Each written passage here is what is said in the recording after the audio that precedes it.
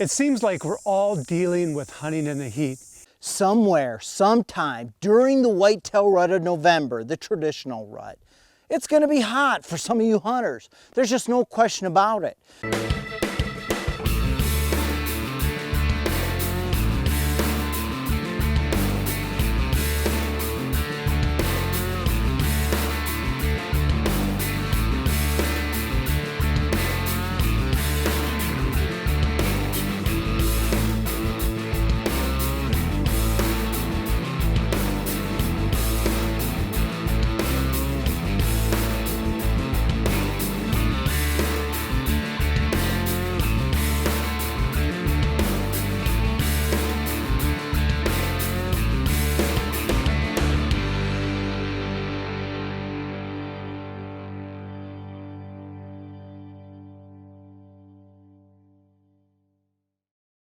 We've seen a lot of unseasonably warm weather these past few Novembers. Call it global warming, call it what you will, but it's there and it's real.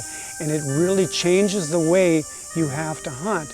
So how do you go after a whitetail when the temperatures begin to spike? Well, the first thing is you have to hunt where whitetails want to be. Heavy timber still provides some shade.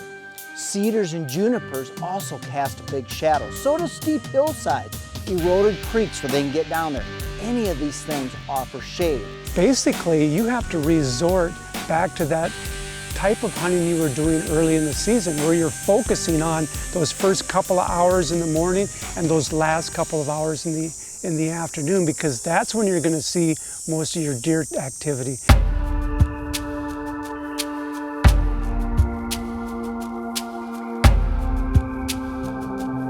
Well, it's going to appear as if these whitetails have slowed down, that the rut's quit. Some people even say, oh, the rut never even started. Don't listen to those naysayers. The rut always is approximately the same time period year after year, and that dictates when estrus comes in and when the bucks begin to rut harder and harder and harder. So they're going to rut whether it's hot or not, but they may rut under the cover of darkness. So that means you may have to select dawn and dusk hunting periods instead of sitting out there all day long on stand. You need to hunt when the hunting's good. You need to take a break when the hunting's poor. And you can get all the information you need by just analyzing the data from your scouting cameras. Another place they'll go? To water. They're going to need more water. And as the rut ramps up, these athletes, they've got to hydrate just like any other athlete. And for whitetails, that game goes the entire month of November. When we come back, I put my binocular up on that buck, and he definitely had shooter qualities. Land of Whitetail is brought to you by Cuddyback. CuddyLink, 16 cameras, 1 cell plan, $10 a month. By Thompson Center, America's master gunmaker. Get armed and deadly with Easton FMJ arrows. And by Matthews Archery.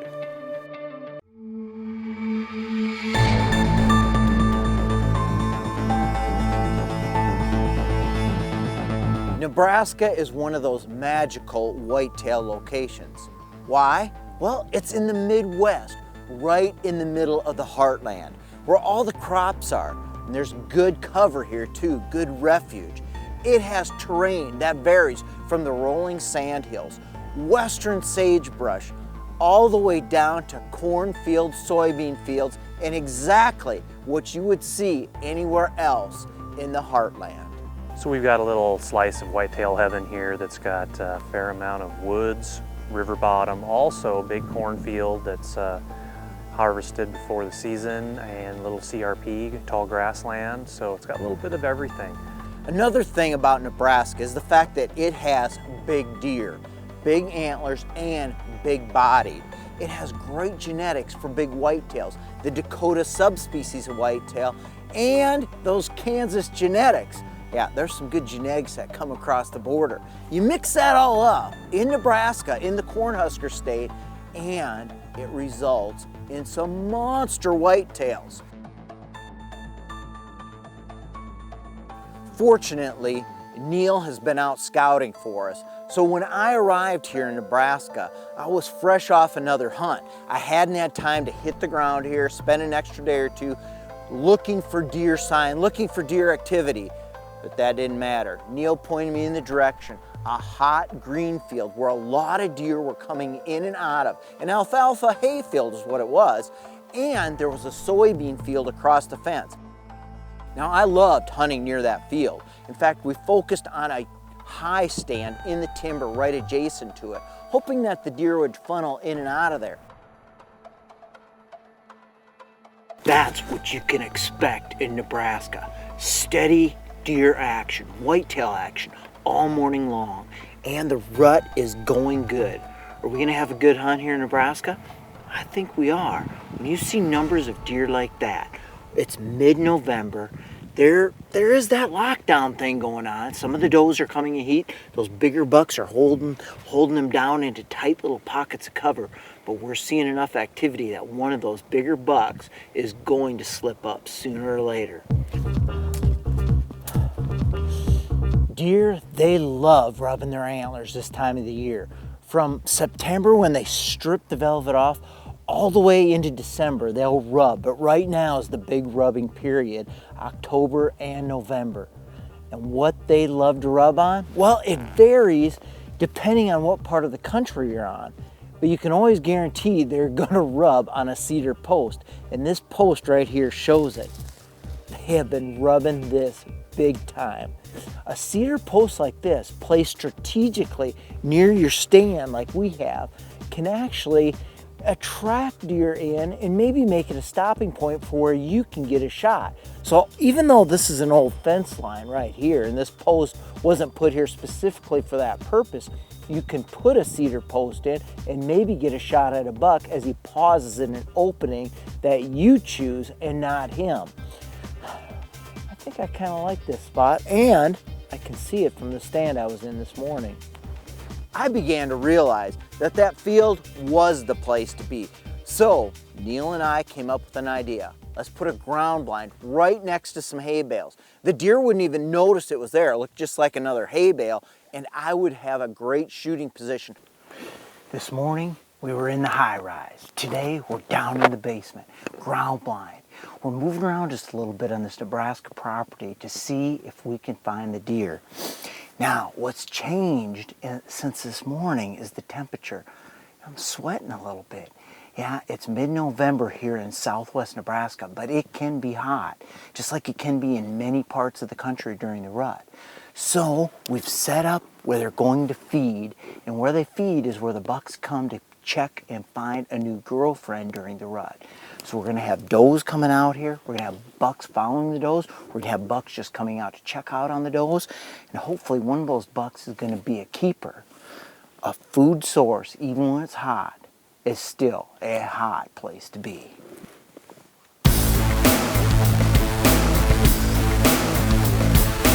That evening, I was excited after getting the ground blind set up. I was right there where the action would hopefully play out. And play out it did. Hordes of does and fawns and yearlings showed up on that field. In fact, at one time, there were more than 25 deer on the field. And they were not even aware I was sitting up by the hay bales. They went about their business, feeding, browsing, carrying on. Little bucks would come in and out. And then I spied antlers in the background. There was some thick brush that bordered this field. You could barely see into it. In fact, it was on a neighboring property, but it always held bucks cruising. I put my binocular up on that buck, and he definitely had shooter qualities. Nice 4x5 frame, fairly wide, fairly tall. What did I observe after scanning him? He was a younger buck, probably a 3.5-year-old at most, and a buck you'd want to see get another year or two under him because he had lots of potential. So instead of ending my hunt right then and there on that first day, I let the buck go. I wanted to see what else was there, and I wanted to watch the show play out. When we come back, sure enough, a buck cruised right out into it. I leveled my gun, got ready to shoot.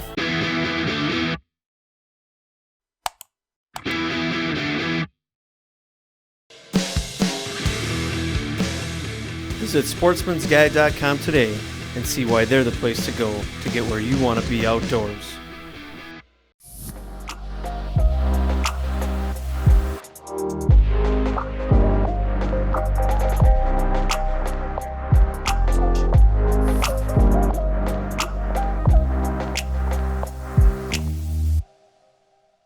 The forecast did not look good.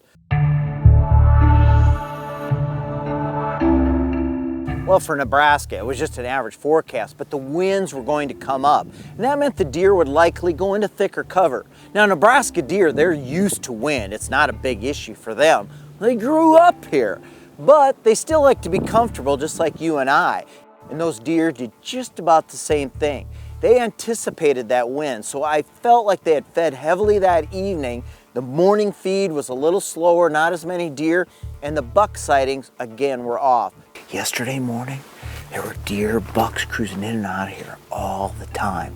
From sunrise, from shooting light, all the way till mid to late morning. Not sure about our gamble this morning. Those whitetails that were on here feeding right at dawn have moved off, and we haven't seen a buck yet. But this ground blind where it's situated, we should be in the travel flow. If any bucks decide to cruise this like they did yesterday morning, they'll fall right into our trap.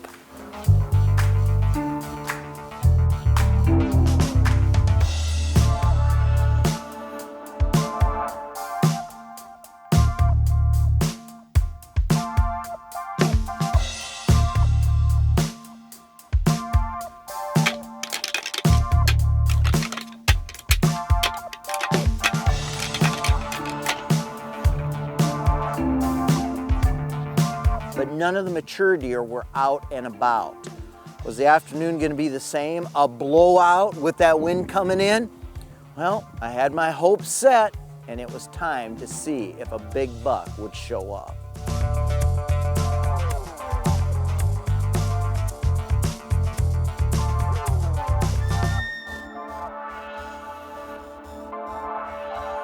As the light started to fade, I was beginning to think, well, it's a wrap. And then a buck showed up. I could see him in the backdrop.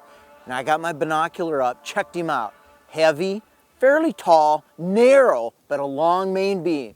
And he cruised right out onto the field. Oh, did I have a tough time. Minutes of shooting light left. A good buck, but not a giant buck. A mature buck. And guess what I did? Yep, I passed him right then and there. Well, it was only the very beginning of the hunt. I didn't want to fill my tag out without getting an idea of how many other mature bucks were here.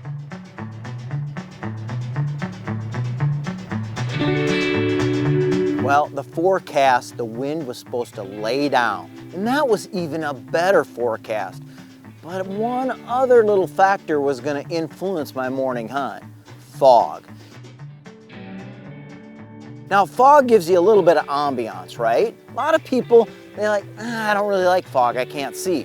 I tend to love fog. When the fog is rolling through the woods, deer feel like they can get away with a little more movement. But deer were ghosting out in front of me, and sure enough, a buck cruised right out into it. I leveled my gun, got ready to shoot, and he took off and ran back into the timber following does. Not wasting any time, I got my rattling antlers out.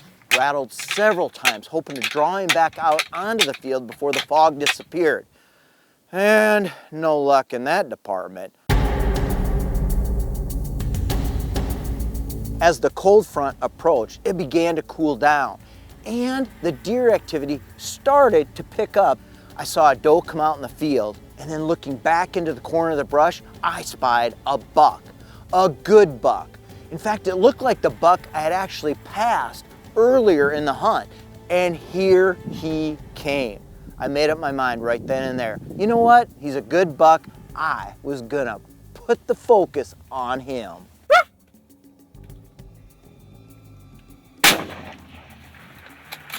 No, I missed! I haven't missed a buck in a long time. That buck just wouldn't stop.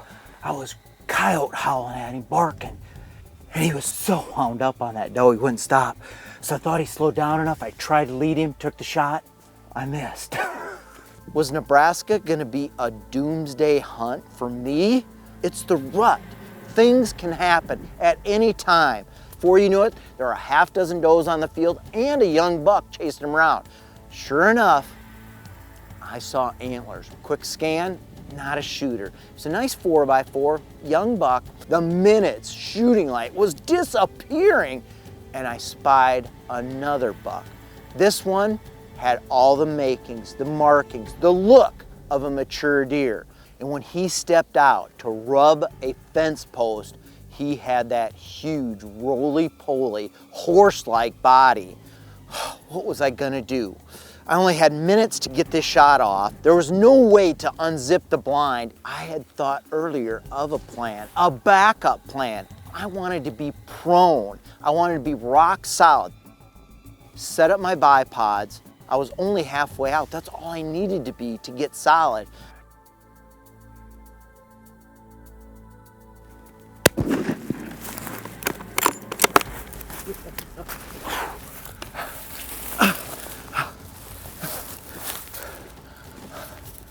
He's down. I came under the blind. That's kind of a Kaiser crawl move. Set up rock solid on the bipods. There was no way that deer was getting off this field tonight. Holy, oh! This is a Christmas surprise. And it's not even Thanksgiving! This buck come out on this edge. He was following a smaller buck, and I could see him coming through there. Dark head, look at this! Holy buckets.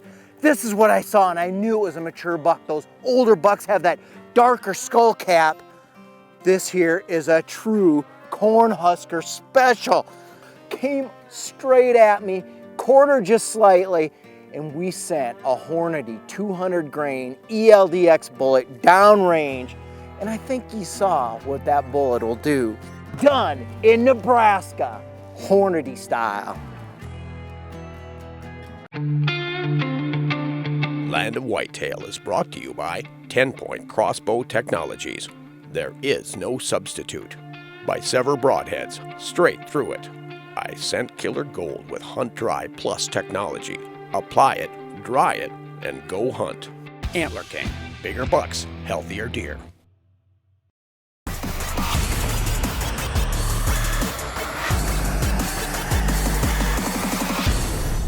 I think there are a couple real good reasons why people hunt with muzzleloading rifles. The first one is people like the tradition of it and they like the challenge of it. I think the other reason that people use muzzleloaders is that it provides additional hunting opportunities. There are seasons that extend beyond the normal seasons, and there are also some extra tags that you can take advantage of. I think people kind of overestimate what a muzzleloader is really all about. I know guys think that modern muzzleloaders, it's just like shooting a center fire rifle, but it really isn't. You've got one shot. You know, at best, I can reload this gun in maybe 15 seconds. So just do the math on that. You've got one shot. I'm just going to go through a few things that I do with the muzzleloader to assure that I'm going to have the best accuracy I can get. So the first thing I'm going to do when I'm at the range is I'm going to clean the bore. This gun's been sitting with oil in the bore. I want to get that oil out, and I want to have a nice clean bore. Just run that down there.